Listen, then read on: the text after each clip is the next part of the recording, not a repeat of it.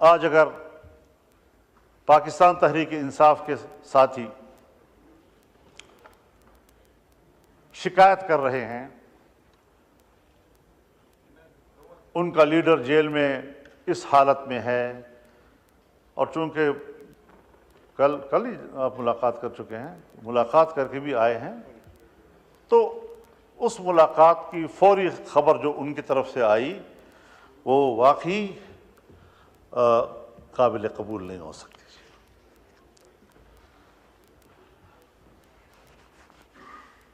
جلسے اجتماعات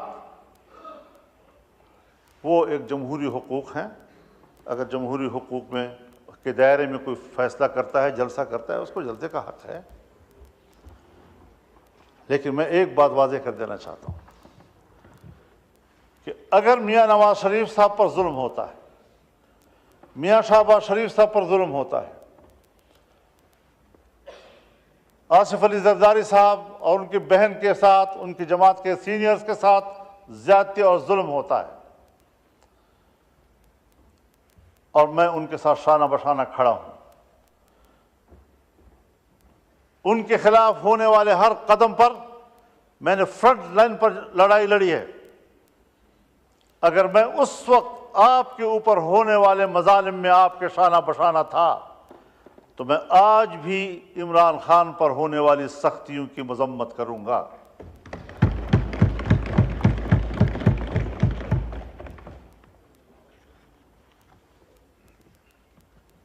اس میں کوئی شک نہیں ہے کہ ایسے حالات پیدا کیے گئے کہ اپوزیشن تقسیم ہو جائے، لیکن میں نے نہ حکومت اور اپوزیشن کو تقسیم ہونے دیا ہے، اور نہ اپوزیشن کو آپس میں تقسیم ہونے دیا ہے، اور نہ پیپلز پارٹی اور مسلم لیگ کو آپس میں تقسیم ہونے دیا ہے۔ میں نے پیپلز پارٹی سے بھی بلکہ حکومت سے بھی درخواست کی تھی کہ آپ یہ مسودہ شنگھائی کوآپریشن کانفرنس کے بعد کریں۔ میں نے پی ٹی آئی سے بھی درخواست کی تھی کہ ان دنوں میں آپ کسی قسم کا کوئی مظاہرہ نہ کریں۔ کیوں؟ باہر سے مہمان آ رہے ہیں، مہمان ویسے بھی قابل قدر ہوتا ہے، گھر میں بھی اگر بھائیوں کے اندر اور عزیزوں کے اندر میں تھوڑی سی کوئی خلش ہوتی بھی ہے تو بھی جب مہمان آتا ہے تو وہ مل کر اس کی خدمت کرتے ہیں، اس کی عزت کرتے ہیں، تو پھر گھر کے داخلی اختلافات اور ناراضگیاں بھول جاتے ہیں۔ یہ ہمارے معاشرے کا اساس ہے، اور میں نے اسی بنیاد پر یہ بات کہی تھی۔ میں شکر گزار ہوں جناب شہباز شریف صاحب کہ آپ نے اس مسودے کو ان دنوں میں اس پر کام کرنا چھوڑ دیا اور اس کو مؤخر کر دیا تھا۔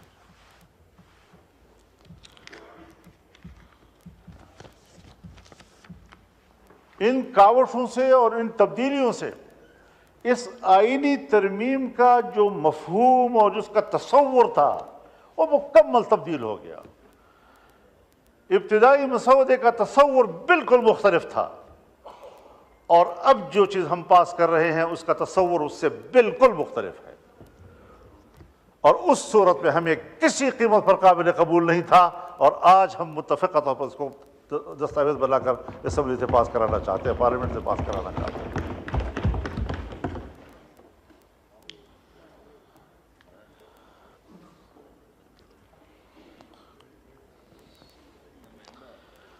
ہم آج بھی ایک بات کہنا چاہتے ہیں کہ عدالت کی تشکیل کے حوالے سے ہر چند کہ میں نے ایک آئینی عدالت کی بات کی تھی، لیکن جتنا بھی ہم نے محنت کی اور کوشش کی اور مختلف سٹیک ہولڈرز کے ساتھ بات کی، اس تصور پر اتفاق نہیں آ رہا تھا۔ کوئی کہہ سکتا ہے کہ وہ آئیڈیل ہے، اس طرح ہونا چاہیے، میں آج بھی اس نظریے کے ساتھ جنگ نہیں لڑ رہا ہوں، لیکن یہ جمہوریت ہے، انقلاب نہیں۔ انقلاب میں آپ یک لخت نظام کو تبدیل کرتے ہیں، لیکن جمہوریت میں آپ تدریجی اصلاحات کی طرف جاتے ہیں، تدریجی طور پر آپ اصلاحات لاتے ہیں۔ اس میں جن چیزوں کے ہم کافی عرصے سے اس قابل نہیں تھے کہ کر سکیں، آج ہم بڑی مشکل سے وہاں پہنچے ہیں، کہ جو ہم نہیں کر سکتے تھے آج ہم کر پا رہے ہیں۔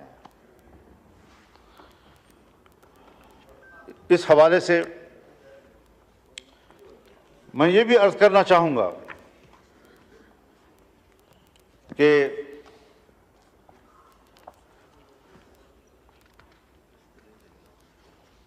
پارلیمنٹ کو ایک بہت بڑا شرف حاصل ہو رہا ہے، اس پورے پارلیمنٹ کو ایک شرف حاصل ہو رہا ہے، اور پوری پارلیمنٹ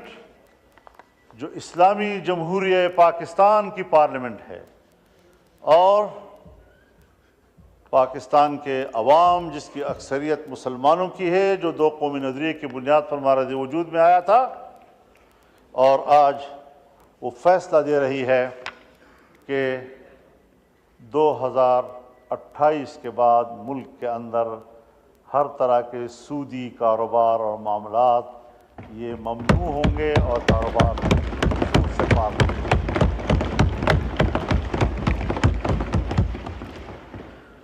یہ آج بہت بڑا فیصلہ ہم نے کیا ہے، ہمارے کورٹ نے فیصلہ کیا، 1997 میں فیصلہ کیا، لیکن نظر ثانی کیسوں کے نتیجے میں آج تک اس کے کوئی فیصلہ نہیں آ سکا۔ ابھی پھر شریعت کورٹ نے اس کے حوالے سے فیصلہ کیا، لیکن کمرشل بینک، عام بینک، وہ دوبارہ نظر ثانی میں چلے گئے، اور وہ اتنی کمزور عدالت ہے ہماری شریعت کورٹ کہ اس کے خلاف کوئی درخواست دے دے تو ان کا فیصلہ معطل ہو جاتا ہے۔ اب اس کو مضبوط بنانا ہے، اور اللہ تعالیٰ نے بڑے واضح طور پر فرمایا ہے، یا ایھا الذین آمنوا اتقوا اللہ وذروا ما بقی من الربا ان کنتم مؤمنین، کہ اللہ سے ڈرو اور تمہارے ذمے جو سود کا کوئی مال ہے اس کو چھوڑ دو اگر تم ایمان والے ہو، اور اگر نہیں کرتے فإن لم تفعلوا فأذنوا بحرب من اللہ ورسولہ، اگر تم یہ کاروبار نہیں چھوڑتے تو پھر اللہ کے ساتھ جنگ کے لیے تیار ہو جاؤ۔ اور مفسرین نے لکھا ہے کہ سودی کاروبار کرنے والے آخرت میں جب اللہ کے سامنے پیش ہوں گے تو اللہ کہے گا تلوار اٹھاؤ، لڑو میرے ساتھ، جنگ کرو میرے ساتھ اگر تیرے اندر ہمت ہے تو۔ کیا وہ اللہ کے سامنے تلوار اٹھا سکے گا؟ لیکن اللہ اسی پر اس کو شرمندہ کرے گا اور ذلیل کرے گا کہ تم نے دنیا میں سودی کاروبار کیا تھا، اب اٹھاؤ نا تلوار، میں نے تو تیرے خلاف جنگ کا اعلان کر دیا تھا۔ تو اس حوالے سے